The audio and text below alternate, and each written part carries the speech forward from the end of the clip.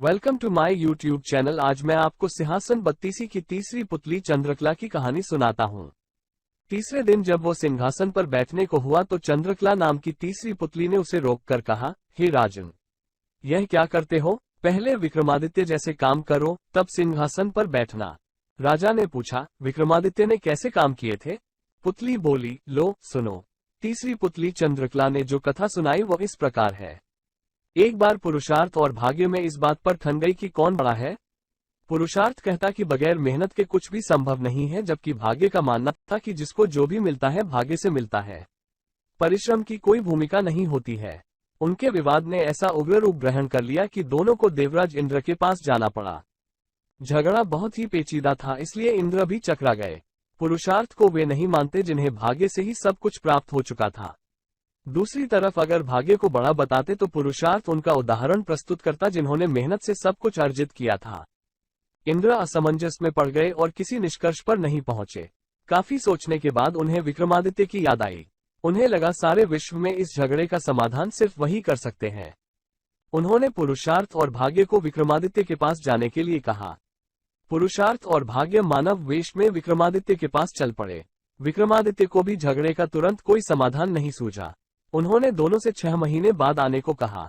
जब वे चले गए तो विक्रमादित्य ने काफी सोचा। समाधान के लिए वे सामान्य जनता के बीच वेश बदलकर घूमने लगे। काफी घूमने के बाद भी जब कोई संतोषजनक हल नहीं खोज पाए तो दूसरे राज्यों में भी घूमने का निर्णय किया। काफी भटकने के बाद भी जब कोई समाधान नहीं निकला तो उन्होंने एक व्यापारी के यहाँ नौकरी कर ली। व्यापारी ने उन्हें नौकरी उनके ये कहने पर दी कि जो काम दूसरे नहीं कर सकते हैं वे कर देंगे। कुछ दिनों बाद वो व्यापारी जहाज पर अपना माल लादकर दूसरे देशों में व्यापार करने के लिए समुद्री रास्ते से चल पड़ा। अन्य नौकरों के अलावा उसके साथ विक्रमादित्य भी थे। जहाज कुछ ही दूर गया होगा कि भयानक तूफान आ गया। जहाज पर सवार लोगों में भय और हताशा की लहर दौड़ गई। किसी तरह जहाज एक टापू के पास आया और वहां लंगर डाल दिया गया। जब तूफान समाप्त हुआ तो लंगर उठाया जाने लगा, मगर लंगर किसी के उठाए न उठा। अब व्यापारी को याद आया कि विक्रमादित्य ने ये कहकर नौकरी ली थी कि जो कोई न कर सकेगा वे कर देंगे। उसने विक्रम से लंगर उठाने को कहा। लंगर उनसे आसानी से उठ गया। लंगर उठते ही जहाज तेज गति से बढ़ गया, लेकिन टापू पर विक्रमादित्य छूट गए। उनकी समझ में नहीं आया क्या किया जाए। द्वीप पर घूमने फिरने चल पड़े। नगर के द्वार पर एक पट्टिका टंगी थी जिस पर लिखा था कि वहां की राजकुमारी का विवाह पराक्रमी विक्रमादित्य से ही होगा। वे चलते चलते महल तक पहुंचे। राजकुमारी उनका परिचय पाकर खुश हुई और दोनों का विवाह हो गया। कुछ समय बाद वे कुछ सेवकों को साथ ले अपने राज्य की ओर चल पड़े। रास्ते में विश्राम के लिए जहां डेरा डाला वहीं एक सन्यासी से उनकी भेंट हुई। सन्यासी ने उन्हें एक माला और एक छड़ी दी। उस माला की 2 विशेषताएं थी। उसे पहनने वाला अदृश्य होकर सब कुछ देख सकता था तथा गले में माला रहने पर उसका हर कार्य सिद्ध हो जाता। छड़ी से उसका मालिक सोने के पूर्व कोई भी आभूषण मांग सकता था। सन्यासी को धन्यवाद देकर विक्रमादित्य अपने राज्य लौटे।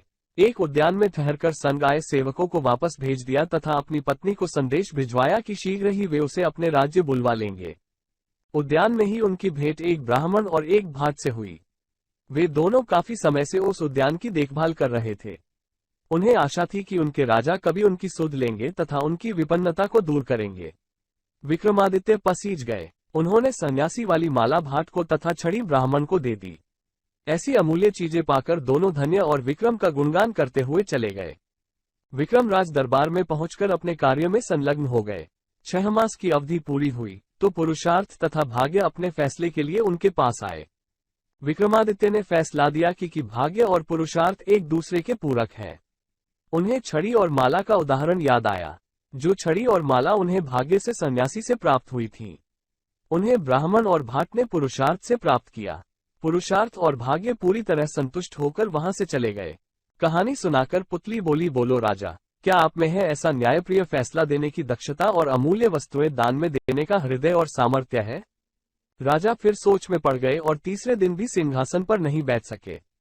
चौथे दिन चौथी पुतली कामकंडला ने सुनाई विक्रमादित्य की दानवीरता की कथा, जो मैं आपको नेक्स्ट वीडियो में सुनाऊंगा। वीडियो पसंद आया हो तो लाइक और सब्सक्राइब जरूर करें। Thanks for watching.